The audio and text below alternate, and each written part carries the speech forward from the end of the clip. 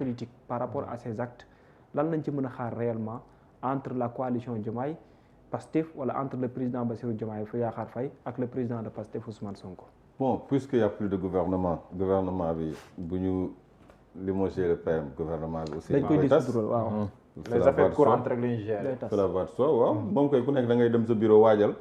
dafa les dossiers de passation parce que c'est pas sûr que. mais am na ñoo xam ne ni leer na dañuy des. waaw moom laa bëgg analyser ci sama xalaatu bopp parce que yaa ngi may guider là. non dama nekk di xalaat que ni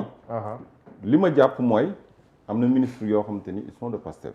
man jàpp naa ni mun nañ nekkaat ci gouvernement bi par stratégie wala par conviction parce que am na ñoo xamante ni Diomaye xoolul est-ce que dañuy ànd ak Sonko wala ànduñu ak Sonko mais Diomaye a besoin de ses ministres ay nitu Pastef lañu Diomaye Pastef la bokk am na ñoo xamante ni ñu ngi liggéey seen ministère peut-être bu ñu fa jógee mën na indi disruption xaw ma nu ñu koy waxee benn gap parce que fi ñu toll nii ak réew mi situation bi mu nekk nii am na ñoo xamante ni jekku nañu dossier yi ba pare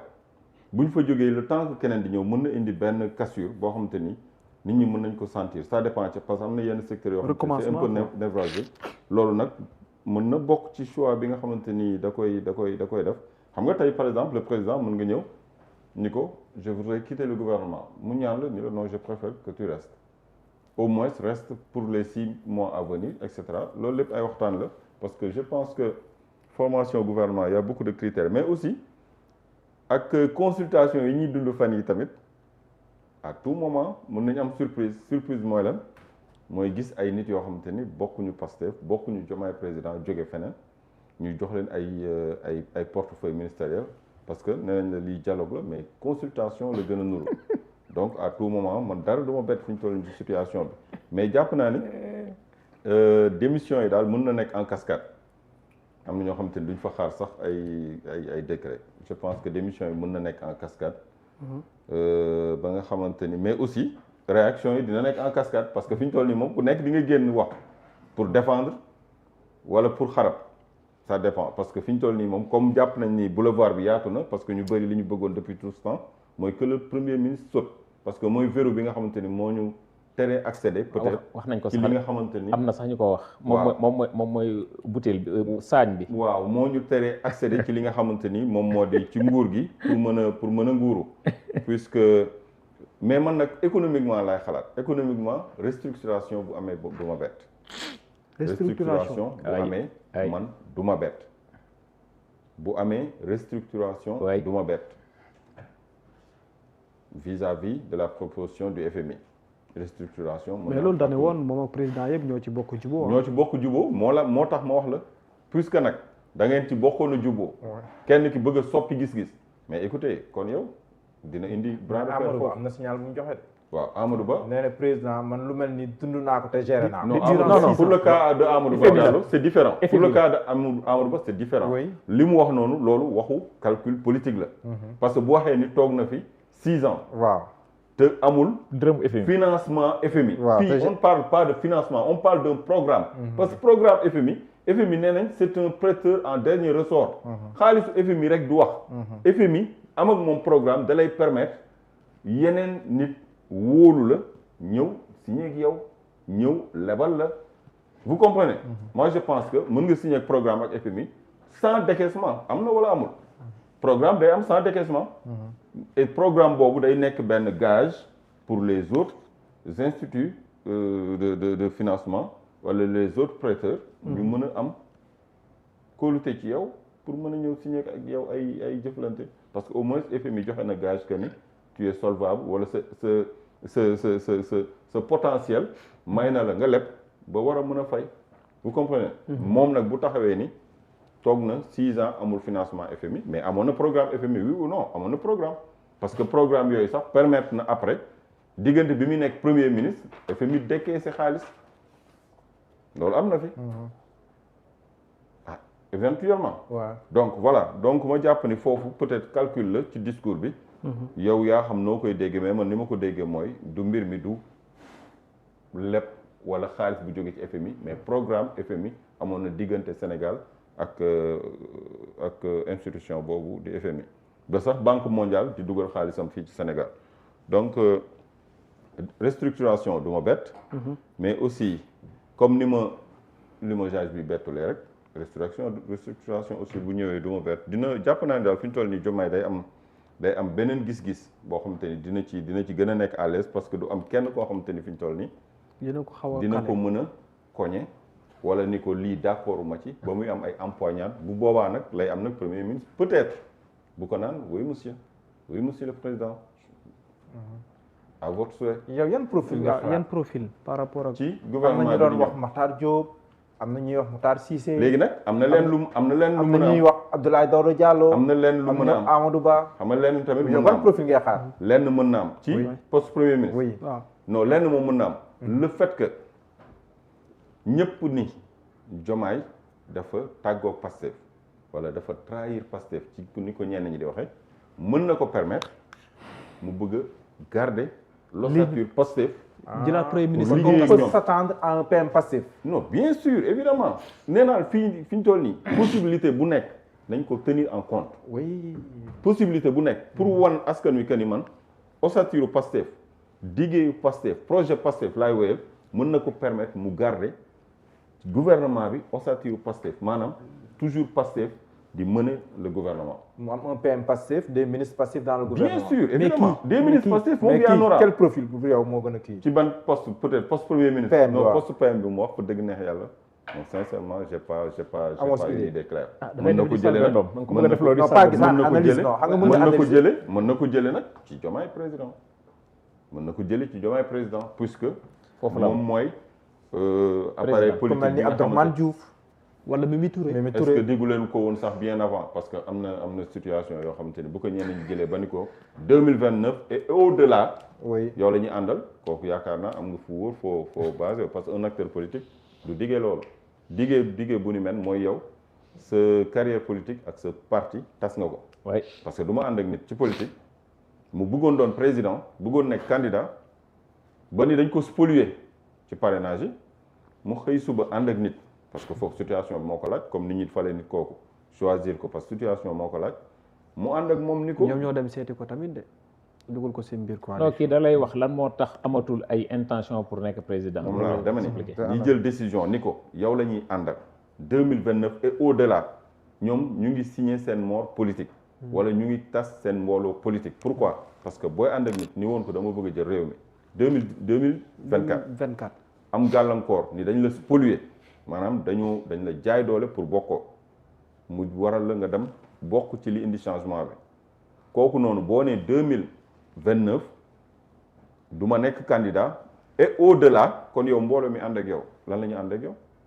ban intérêt la ñu ànd ak yow bi ñu ànd ak yow c'est parce que tu étais leur leader politique dañ la bëggoon yóbbu fi nga xamante ni fa la ñuy dogale maanaam fa la président de la république puisque moo nekkoon sa yéene à l'origine léegi nag pour le Pastef nag man nee naa Pastef moom am na boulevard parce que Pastef fi mu toll nii daara tënkatu ko day mën a dérouler son programme convenablement def ay tournée politique am mener ses activités jëm ci li nga xamante ni moo di élection locale yi parce que man bi ñu nee président tey day wax neewoon naa à tout moment mën na limoger mais est-ce que tam mënuñu wax que ne tant pis une telle situation au moins nit ñi mën a xam fan lañ jëm. léegi c'est clair. ak direction bi léegi nit ñi xam nañ ne léegi le jeu est clair. mais est-ce que le jeu est clair est-ce que le jeu est clair xamoo gouvernement bi ñëw lan lay doon xamoo ba léegi président fan lay réclamer wu est-ce que le jeu est clair Sonko c'est le PM c'est le leader de Pastef mais est-ce que le jeu est clair moo tax la réaction de Barthélémy Diaz de tout à l'heure je me suis dit que waay il a bien réfléchi maanaam seen coow Pastef yooyu noonu Ouais. ñun ba tey ñun ñu nekk ci marge bi nekk l'opposition ñun mënuñu cee tirer benn gain comprendre mënuñu nañu focus ci l'essentiel comme waa Pastef ni ñu ko doon defee ñun tamit nañu focus ci l'essentiel parce que ñii c'est toujours blanc bonnet blanc c'est toujours le Pastef qui est là et ça fait pas l'affaire de cette opposition léegi nag est-ce que ça fera l'affaire de Diomaye président ceux qui se disent bouclier de Diomaye éventuellement parce que ki leen doon gêner peut-être jóge na fi parce que Sonko l'avait dit un jour moom li muy xalaat mooy bu fi jógee bu fi jógee nan lay demee koo xamante ni ay DG ministres yi daan voyager nga ni non voyage essentiel on arrête am na ñoo xamante ni dañuy nguuru dañu bëgg nguuru tamit DG yi sax nga dem ba ni voyage yi sax dañ ko commencé contrôler mais ñooñu même bu ñu bokkee biir Pastef bëgg a nguuru mais écoutez yow da nga leen di gêner te il l'a dit un jour. si bëgg ngay doon ñu ngi ci biir Pastef bu ñu sañoon nga jógee ci poste bi parce que nguur régime bu ñëw au pouvoir nga bokk ci pour yow da nga war a nguuru am na ñoo xamante ni pour ñoom instant bi nag c'est le moment idéal pour se faire entendre pour se faire voir pour au moins poche yi nar a ubbeeku ah mais écoutez surtout que je me suis érigé en défenseur du président de la République pourquoi pas kon mu cëral ma sinon à quoi bon à quoi bon. alors retour de Ousmane Sonko à l'Assemblée nationale. c'est envisageable mais boobaa nan lay demee. boobaa nan lay demee est-ce que président dafay songer dissoudre l'Assemblée d'ici quelques mois bu matee 2 ans au mois de décembre on verra. bu ko defee tamit li ñu doon wax naan jekkoogul pour limoger ko mu ngi nii limoger ko na ko te xam nañ ni jekku ko parewul te def na ko conséquences yi nag après la ñu ñëw les calculs bu ñu tasoon assemblée dañuy demaat élection le pouvoir de Pastef dafa intact dafa monter wala dafa wàcc c'est à l'opinion de trancher parce que coow li muy bëri yëpp sénégalais aussi au finish ñoom ñooy apprécier échéance war na mën a ñëw man je pensais que président buy wax tey dina joxe wàllu datu élection locale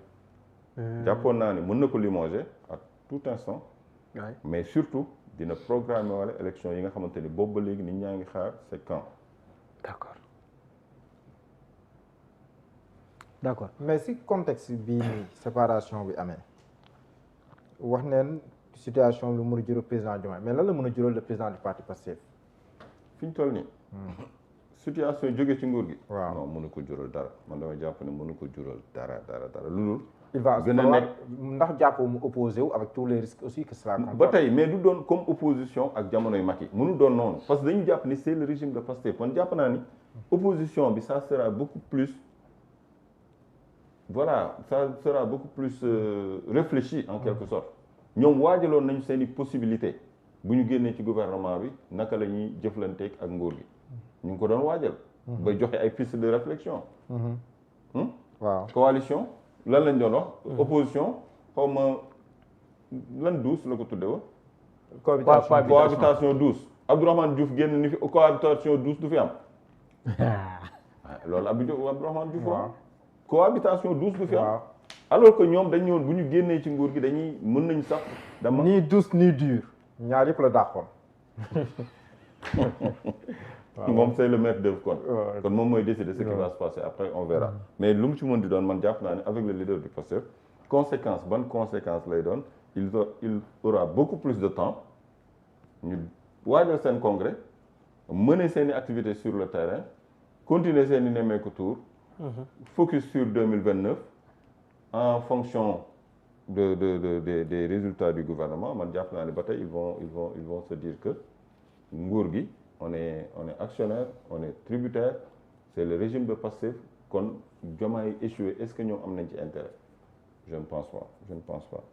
donc qu'est-ce qui va se passer c'est des pronostics c'est des hypothèses qu'on va mettre sur place mais kenn xamagul ce qui va se passer après mais man daal noonu laa ko jàppee pour le Pastef moom dañuy gën a am liberté et ils en avaient besoin man nag nee naa la lii lépp ñoom préparé woon nañ ko te jàpp naa ni ñoom ñoo soxla mbir mi am moo tax am na bi ñu soxlaa génn ci gouvernement bi ñu soxlaa pousser la personne à la faute def nañ ko peut-être c'était le pas à ne pas franchir ñoom bi ñu ko décidé def nañ ko limogé na leen caisse noire bi c'est pas di ko tudd moom vraiment voilà dire que président dafa juum moom laa tàmbalee sama wax sànq et que il va se rectifier yooyu aussi pour un président de la République provocation bu fekkee da nga ko bëgg a toucher son ego mën na nekk provocation politique quoi provocation te xam ni réaction bi lii lay doon forcément les fondations des premières dames yooyu yëpp waxtaan nañ ko donc mu nekk situation yoo xamante ni yëpp daal ay ñàkk gis am na ci fondation yi yooyu tam way fondation yi gis nga ni ñàkk ñoom waa Pastef ànduñu ci caisse noire bi dinañ gën di ko tudd surtout te boo deful nànk nag loolu moo nar a doy waar wane ni ñun ak Diomaye suñu séparation mu ngi jóge ci wàllum xaalis voilà loolu xaalis moo nar a xaalis mooy bombe bi nga xamante ni moo ñu séparé comme ni ko Idrissa Seck waxoon ci Ablaye Wade bi ñu gagné nguur gi. mu ne ko les bandits voilà les grands bandits. au moment du partage du butin au moment du partage du butin. Le butin c'est l'argent. Fii aussi c'est l'argent. C'est l'argent parce que fonds politique yi c'est de l'argent. nii lañ ko gisee yow nga ni nee nga ko gisee yaa ci wax moo tax ma ne dinaa ci wax. léegi nag lépp stratégie la. Diomaye peut-être dina jàpp ne stratégie bi mu teg. avec sa coalition. avec ses consultations parce que nee naa il aura d'autres partenaires yoo xamante ni du ñu dugg Diomaye président du ñu mën a dugg Diomaye président mais dinañ mën a liggéey le président de la République sans pour autant dugg ci Diomaye président. D'accord. Alors bon maa ngi gis sax la réaction de qu'est-ce que cela va donner. maa ngi gis sax la réaction de Mokosso Kami xam nga Mokosso Kami c'est un comédien ivoirien influenceur qui s'intéresse beaucoup à la politique voilà après dinaa ko yónnee aussitôt. Mokosso Kami mais jàpp naa ne nag. kon xam nga Bira xam nga Mokosso Kami. su ko ma gisee profil am peut-être. waaw peut-être boo gisee profil il s'intéresse à la politique. waaw il est ivoirien influenceur. voilà donc ba pare comédien en même temps mais mën na mais est-ce que jàpp nga ni Sonko aussi mën na joxe mot d'ordre à ses capitaines commandants colonels qui sont dans le parti qui sont positionnés dans ce régime. yaakaaroo loolu. mën na joxe instruction. comme li Waly Diouf Bodian def mu demande aux autres. mais maanaam xam nga boo joxe instruction na nga xam fii président Diomaye toll fu mu toll nii. président Diomaye fu mu toll jamono ji mooy lii dina si ñu Baye Mayoro mooy di Sidi Bara Fall wax soit da ngay nekk ak président wala soit président jëlee la fi mais nekk si biir ba pare nekkal fi Sonko loolu gëmatu ma ne Diomaye non xam nga nekkal fi Sonko mooy Sonko moo nekkoon premier ministre oui ba pare nekk njiitalu parti bi Sonko nekkatul ci gouvernement bi mais tu es de Pastef mooy ce responsable politique léegi nag bu fekkee idée Pastef mooy déranger Diomaye dafay séparer day wut kon. dépacifiser non pour dépacifiser moom day toog moom ni léegi dañuy prêter allégeance. voilà ku prêter allégeance c'est parce que de l'autre bord. oui non on va pas en arriver là. foogoo ko non. bon on va xanaa boobaa day nekk loo xamante ni du lu ñuy wax. mais boobaa ñenn ñi ñooy jël décision ñoo prêter allégeance. d'accord lay Babou. Makosso waaw Makosso Kami mën nga ñëw si kii ma waaw. moom waaw comédien la tamit de moo tax ngay retaan waaw lu mu wax moom Makosso nee na leçon de vie. Ne jamais donner la trône et le pouvoir le trône et le pouvoir à celui qui est né pour servir nee na car un jour il se prendra